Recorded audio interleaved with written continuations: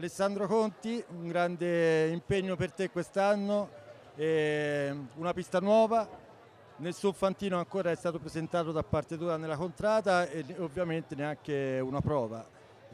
Questa sera è una serata particolare, ti è stato dato questo mandato, però c'è qualche carta da svelare? Sì, sicuramente sì, ci sono delle carte da svelare, facciamo un palio in copertura, quest'anno è un anno un pochino più, diciamo, più complicato nel palio perché è un palio difficile per tutti, però ho le idee chiare, ho deciso quello che fare, lo svelerò al momento dovuto, proveremo anche dei cavalli sicuramente nei prossimi giorni, però ancora non svelo nulla.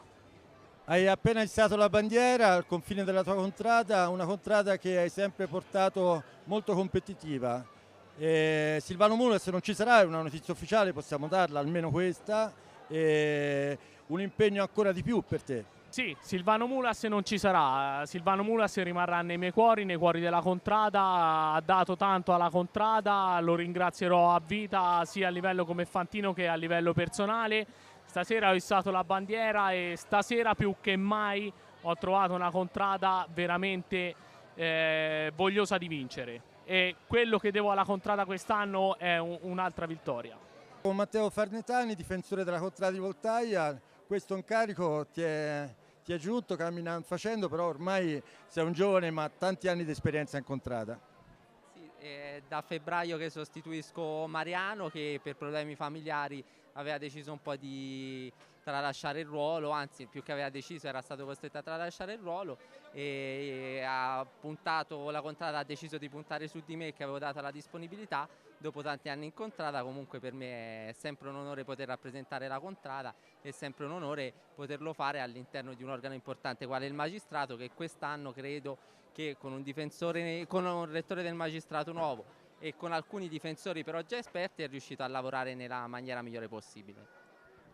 Al di là di frasi un po' fatte, veramente come hai vissuto questi mesi all'interno del magistrato, piccole modifiche al regolamento soprattutto per quanto riguarda il corto storico, però ci sono state decisioni importanti come ad esempio sulla pista, non so se anche voi come difensori avete seguito il tutto. Sì, diciamo che il lavoro più gravoso era stato fatto lo scorso anno quando era stato modificato completamente il regolamento. Quest'anno sono state apportate alcune modifiche che in corso d'opera forse erano state tralasciate e riguardavano soprattutto il corteo storico. Per quanto riguarda la pista diciamo che il ruolo dei difensori è stato piuttosto marginale, mentre molto più importante, come è giusto che sia, è stato quello dei capitani. Il lavoro comunque in questi mesi è stato un lavoro che è proceduto sempre spedito, piuttosto svelto, siamo riusciti ad arrivare sempre a degli accordi per il bene della festa, anche perché credo che il magistrato sia quell'organo in cui è giusto confrontarsi, è giusto scontrarsi, ma è giusto anche addivenire a delle soluzioni che siano comuni a tutti per il bene e per la crescita del palio e della festa tutta comunque.